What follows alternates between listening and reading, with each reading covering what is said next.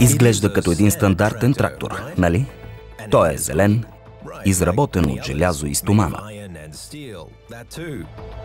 В действителност, всичко в този трактор е различно. Какво се крие тук под капака?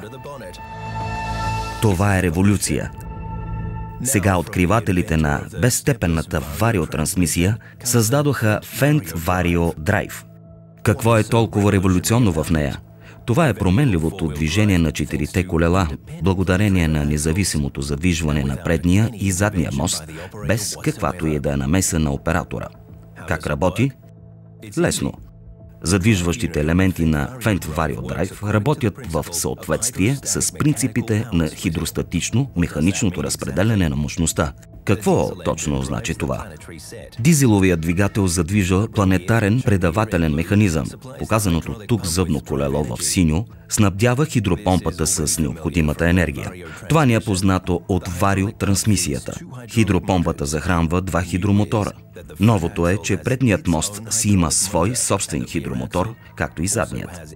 Освен това, задният мост се задвижва механично и от централно зъбно колело, тук отцветено в зелено. Но променливото движение на четирите колела означава много повече. Разковничето тук е взаимодействието между предният и задният мост. Един интелигентно контролиран съединител на четирите колела, който разпределя въртящият момент между двата моста в зависимост от необходимостта. Нека погледнем отблизо какво се случва при управление в различни ситуации. Нека да започнем с ускоряване от 0 до 8 км в час. Хидравличната помпа се завърта нагоре. Сега и двата хидромотора са задвижени и въздействат индивидуално върху предният и задния мост. В същото време задният мост се задвижва механично. В обращателната бразда, първата голяма разлика на Fendt Vario Drive остава очевидна. Предните колела издърпват трактора в завоя. Така нареченият ефект издърпване на трактора в завоя редуцира ъгълът на завиването в полето с около 10%. Или, с други думи, спестява около 1,5 метра. При преодоляване на завой, предните колела трябва да изминат по-голямо разстояние от задните. И поради това, че за първи път маслото от хидропомпата може свободно да се дистрибутира до двата хидромотора, оборотите на предните колела автоматично нарастват. При високи обороти, предният мост издърпва силно трактора в завоя. Съвсем лесно. Това е ефектът – издърпване на трактора в завоя. Маневренността е важна. Теглителната сила е решаваща. Мощността е винаги там, където е необходима. Това е възможно единствено и само с интелигентното разпределение на въртящият момент между предният и задният мост. Ето какво представлява Fendt Torque Distribution. Тъй като разпределението на въртящият момент става за части от секундата, вижте го в забавен кадър. Например, ако предните колела пребуксуват, интелигентно контролираният съединител на четирите колела се затваря и въртящият момент автоматично се разпределя към задният мост.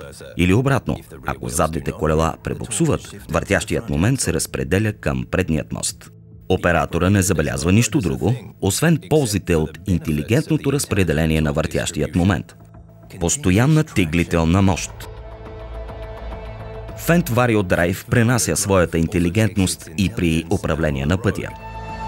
Хидромоторът прекратява разпределението на въртящ момент към предният мост при скорост приблизително 25 км в час.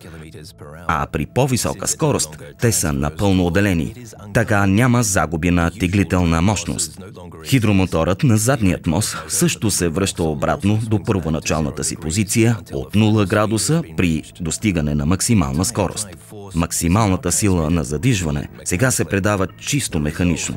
Резултатът е мощност, ефективност, динамика.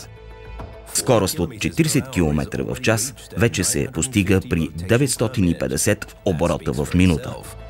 Всичко това е Fendt Vario Drive. И най-хубавото е, че вие няма да забележите нищо друго, освен уникалната маневреност, великолепната теглителна сила и особено ниският разход на гориво. Това е революция. Fendt 1000 Vario. германският шедьовър.